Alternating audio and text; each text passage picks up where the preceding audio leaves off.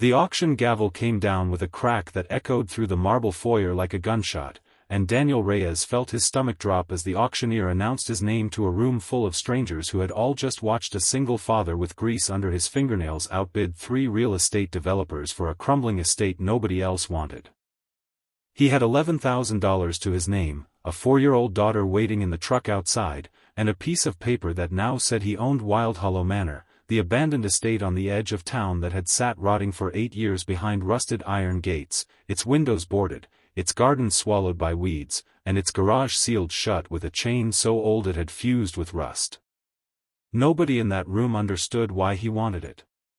Nobody knew what he had seen in the county records that made his hands shake when he signed the final paperwork. And nobody, especially not the elegant woman in the charcoal coat standing near the back of the room, expected that within 24 hours she would walk through that garage door, see what was parked inside, and go white as a bedsheet. If you believe broken things and broken people still deserve a second chance, hit that like button right now, drop a comment telling me where you're watching from, share this with someone who needs a little hope today, and subscribe to the channel because this story is about to take you somewhere you won't expect. Daniel had not planned on becoming the kind of man who gambled his family's last savings on a rotting house at a county auction. 3 years earlier he had been a mechanic with a steady job, a wife he adored, and a baby girl named Mia who had her mother's laugh. Then a rainy November night took his wife away in a car accident that left him a widower at 31 and Mia without the only mother she would ever know. He had spent the following years scraping by, taking every shift the garage would give him, sometimes sleeping in the back office so Mia could have the one bedroom in their apartment, and telling her every night that things were going to get better even when he wasn't sure he believed it himself. He had heard about Wild Hollow Manor the way everyone in town had, as a ghost story, a cautionary tale about a wealthy family that lost everything overnight and vanished, leaving the estate to rot under bank seizure. But Daniel had heard something else too, a rumor whispered by an old locksmith he'd done a favor for, that the sealed garage on the property still held cars nobody had touched in nearly a decade, cars that once belonged to a man who had been, before his fall, one of the most quietly powerful collectors in the state. He used every dollar he had saved for Mia's future, borrowed against his truck, and swallowed his pride to ask his sister for a loan, also he could stand in that auction room and raise his hand one more time than anyone else was willing to. When he drove Mia through those rusted gates for the first time, she pressed her small hand against the truck window and asked if they were moving into a castle, and Daniel had to blink hard and tell her yes, sweetheart, something like that, because he could not yet tell her that the castle had no working electricity, a roof that leaked in 4 places, and a smell of mildew so thick it caught in the back of your throat. The first week was brutal. Daniel worked from sunrise to midnight, hauling out rotted furniture, patching the roof with borrowed tools, and trying to make one habitable room for Mia while she napped in the truck or played with a flashlight in the hallway, unbothered by the dust and cobwebs the way only a child can be. He barely slept. He second-guessed the decision every single night, staring at the water-stained ceiling of what used to be a grand dining room, wondering if he had just thrown away his daughter's future chasing a rumor. But every time doubt crept in, he thought about the sealed garage at the back of the property, its heavy chain untouched by anyone in years, and something in his gut told him to keep going. It took him 4 days to cut through that chain with a borrowed angle grinder, sparks flying in the fading evening light while Mia watched from a safe distance, clapping every time a shower of orange sparks lit up the yard like fireworks.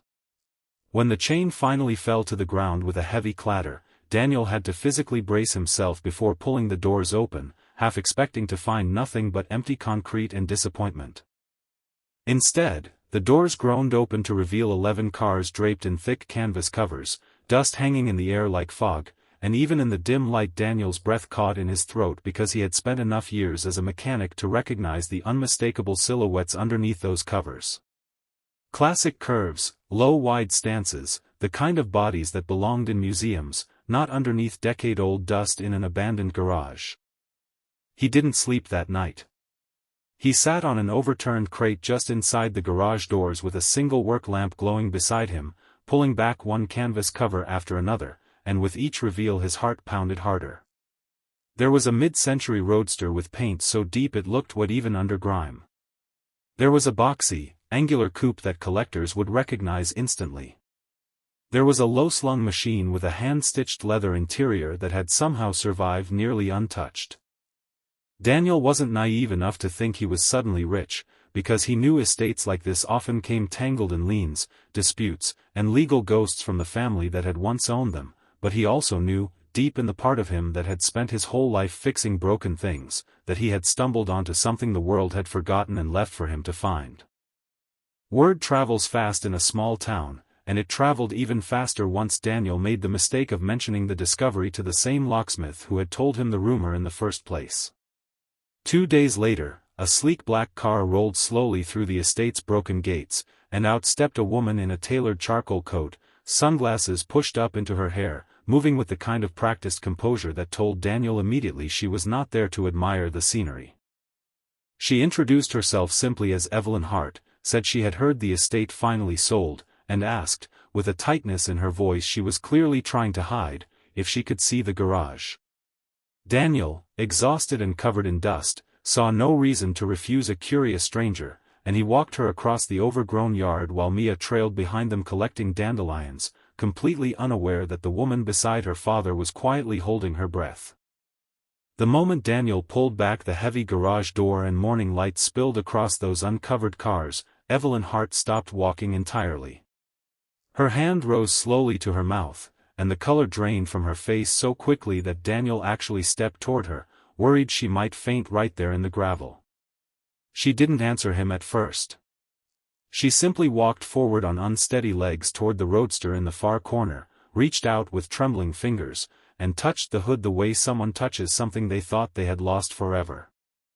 When she finally spoke, her voice cracked, and she told Daniel that this had been her father's collection, that she had spent her childhood in this very garage learning the names of engines before she learned to ride a bike, and that when her father's business collapsed and the estate was seized, she had been told every single one of these cars had been sold off to pay debts years ago. She had grieved them the way you grieve a person. Standing there in front of them now felt, in her words, like seeing ghosts. Daniel didn't know what to say.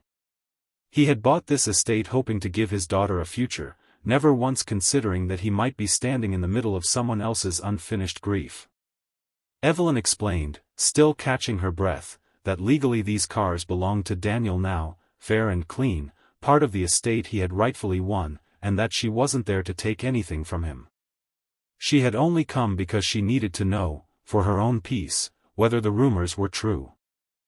But watching her stand there with tears cutting through the dust on her cheeks, watching Mia walk over without hesitation to hand this stranger a dandelion because she looked sad, something shifted in Daniel that he couldn't quite explain. He found himself telling Evelyn that she was welcome to come back any time she wanted, that these cars had clearly meant more to her than they ever could to him, and that maybe fixing them up together, restoring what her father had built and what Daniel now had the tools to repair, might be a way of honoring both of their families at once. Over the weeks that followed, something unexpected bloomed out of that dusty garage. Evelyn returned, first hesitantly and then often, bringing mechanics she trusted and stories about her father that made the cars feel less like machines and more like chapters of a life. Daniel worked alongside her, restoring one vehicle at a time, teaching Mia the names of engine parts the way Evelyn had once learned them herself, and slowly the estate that had once felt like a crumbling gamble began to feel like something being rebuilt from the inside out, plank by plank, memory by memory. Daniel never became a billionaire, and Wild Hollow Manor was never fully restored to its old grandeur, but it became something better than either of those things. It became a home filled with laughter again, a place where a grieving woman found closure, where a widowed father found unexpected partnership, and where a little girl who once asked if she lived in a castle grew up believing, quite simply, that she did. Before we close this story, I want to ask you for something small. If any part of this touched you, if you felt even a flicker of hope watching Daniel refuse to give up on his daughter's future, please take a moment to comment below and tell me which part moved you the most, because I read every single one and it means more than you know. And if this story found its way into your heart tonight, please like this video, share it with someone who needs a reminder that second chances are real, and subscribe to the channel so you never miss the next story of struggle turning quietly, beautifully, into hope.